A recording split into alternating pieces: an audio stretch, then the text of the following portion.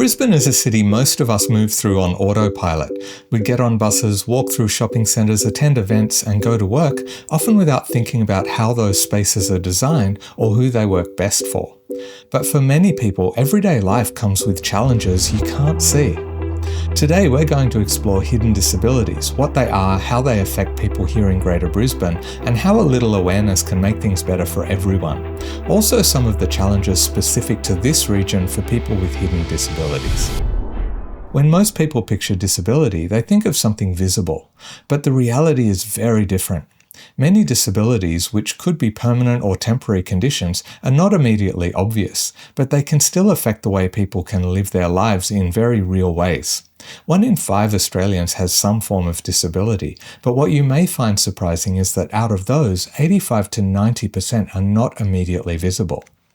Hidden disabilities could be physical or mental and include endometriosis, traumatic brain injury, asthma, anxiety, autism, many cancers, depression, and fibromyalgia. But that's just a few from a very long list. Each will affect the sufferers in unique ways, but they can have dramatic impacts on people's lives. Even small things, walking, concentrating, attending appointments, can completely wipe someone out. To understand the real-life experience of someone with hidden disabilities, I spoke with Eli, a young Brisbane local living with autism, myalgic encephalomyelitis, often called ME, and chronic pain. Basically, my mitochondria don't produce enough energy, so my whole body doesn't produce enough energy. I also have somewhat chronically fractured legs. They're kind of also neuropathic pain. It's a bit of a weird thing, just lots of leg pain.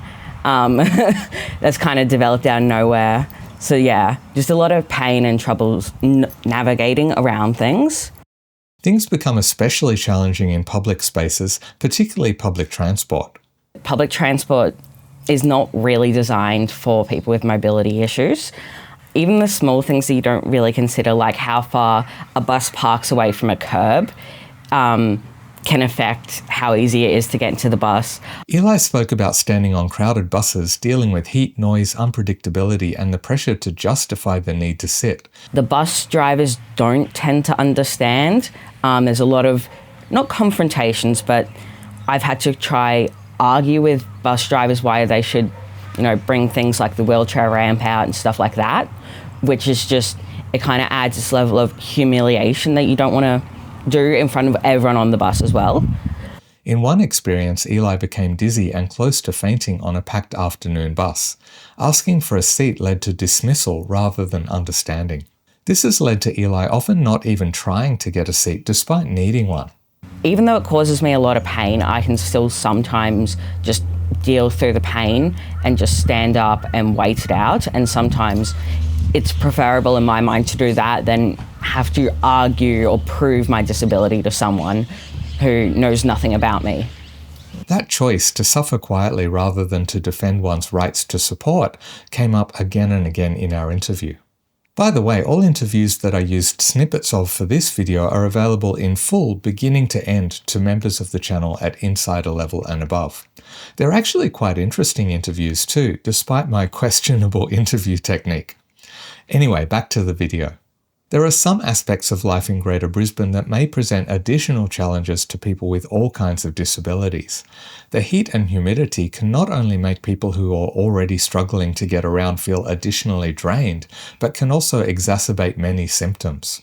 The massive geographical size of the metropolitan area means that it's quite common to have to travel much longer distances than in many other cities globally. And then there's additional challenges that are connected with low levels of awareness among many locals, even in settings where support may be assumed, such as on public transport. Public transport issues for people with hidden disabilities aren't always about attitudes alone. Sometimes they're about systems not working the way they're supposed to, even when the tools already exist. One example of this came up in my interview with Imogen, the director of the South East Queensland Transport Association, or SEQTA. They've been campaigning around a very specific but very telling issue on Brisbane's metro buses. The button that was just pressed is the accessibility button. The intention is for it to trigger the metro wheelchair ramp, but take a look at this. In theory, that button should trigger the ramp automatically. In practice, it didn't always happen.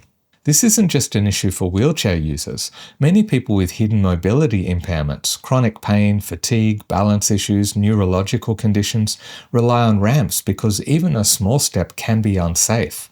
But because those disabilities aren't visible, the request is sometimes questioned or dismissed by bus drivers.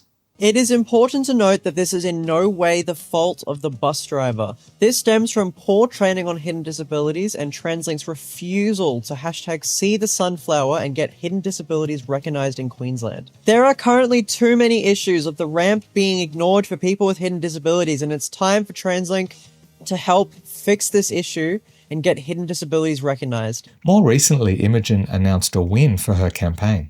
Yesterday, drivers who drive bus or metro services were told to deploy the ramp on request every single time. This is a major success on our ongoing fight to get hidden disabilities properly recognised and supported within Queensland. It means people are finally going to get access to a disability feature they should have always had. This was a good example of why accessibility isn't just about infrastructure. The ramp already existed. The button already existed. What was missing was consistent understanding and follow-through. In my background research on this topic, I also spoke with Verity, a Logan resident living with a combination of physical injuries, chronic pain, PTSD, anxiety, depression, and other long-term health conditions. Unlike Eli's experience, Verity's challenges are less about daily transport and more about long-term trauma, work, and systems that don't see or don't believe hidden disability. Verity lives with PTSD linked to past workplace experiences and transport-related trauma. As a result, she no longer feels safe travelling on buses or driving and finds employment environments extremely difficult to navigate. Even when capable and qualified, the psychological impact of trauma can make interviews, offices, and group settings overwhelming or unsafe. She described a life increasingly shaped by fear of judgment, misunderstanding, and escalation, leading her to isolate herself, not because she wants to, but because public interaction comes at a high emotional cost. Verity described the hardest part as never knowing how people will react, whether they'll be kind, dismissive, or quietly judgmental. Some people I can guarantee are not judgmental are the sponsors of this video, Excel Psychology. If you're looking for support with anxiety, depression, stress, ADHD, or relationship challenges, Excel Psychology may be what you're looking for. They're a warm, inclusive psychology practice based in Spring Hill, about 500 metres from Central Station. With a diverse team of clinical and registered psychologists, they'll help match you with the right psychologist for your needs, often with short wait times. They offer Medicare rebates with a mental health treatment plan and also support WorkCover and NDIS participants. I have a video featuring some of the members of the Excel team giving tips on dealing with stress that you can check out here, and I'll put a link in the video description as well. Many of us have very limited understanding of hidden disabilities, but even with awareness, the invisibility means we can't know who has a hidden disability and who doesn't. So even if we're happy to show support, it's impossible to simply look at someone and know. And they also shouldn't have to lose their right to privacy to explain when they have additional needs. You don't want to have the same awkward conversation every single time you're sitting in a priority seat, for example. That's where the hidden disabilities sunflower comes in. Last week, I spoke with Sharon, a spokesperson from the initiative, and I'll let her explain what it is. And it's a symbol that people choose to wear to indicate to people around them that they may need a little bit of additional support or help or a little bit more time. I suppose the green sunflower, and I'll show you the lanyard here if you can see on my screen, helps people with a non-visible disability to actually become visible so that they can receive that support without really needing to explain their personal information or why they need it. It's just this symbol that they can use, and that's so other people can just identify that they may need some help. Awareness isn't enough. Training is also important. And then the other half of the program is where businesses and organisations and kind of public-facing and corporates join. They become members so that they can support and kind of, I suppose, communicate with people appropriately and respectfully. We provide training around what a hidden disability is, what a sunflower is, what they can do to offer support. And then once their staff are trained, we recommend that they get recognised. I don't know if you can see my white lanyard here, or a little white pin. So it's got a sunflower on it, but it's got a white background, and that lets sunflower wearers know that I'm a safe person to approach, that I do understand and recognise, hidden disabilities. I'm an ally, and I think those two parts of the program is what really works together. Greater Brisbane already has many sunflower-friendly organisations, including councils such as Redland City Council, cultural venues such as Suncorp Stadium and QPAC, and transport services. But it seems Greater Brisbane still has a way to go.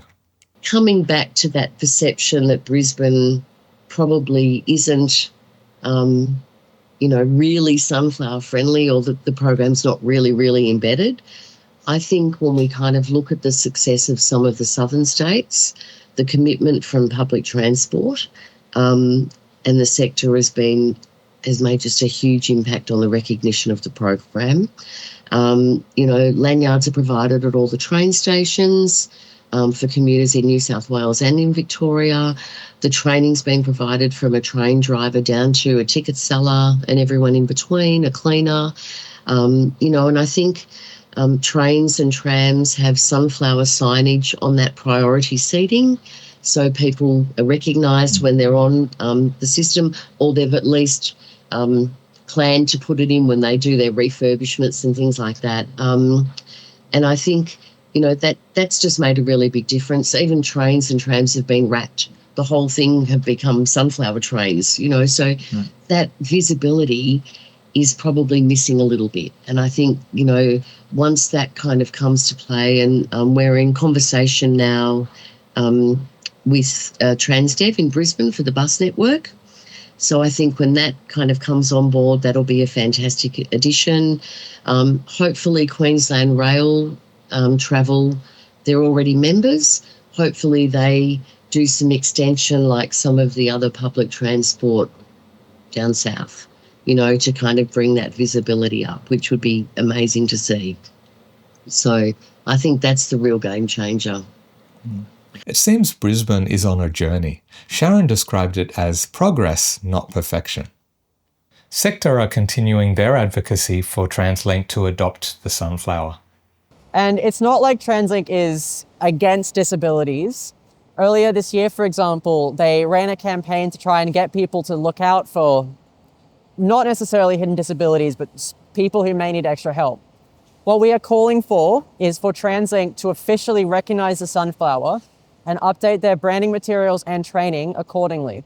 This would allow a physical symbol for customers to actually see and associate with hidden disabilities.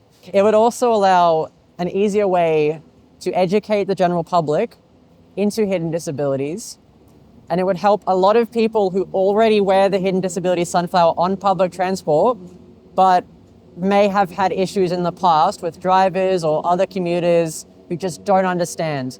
But it's really up to each of us to make our part of the world that little bit easier for each other.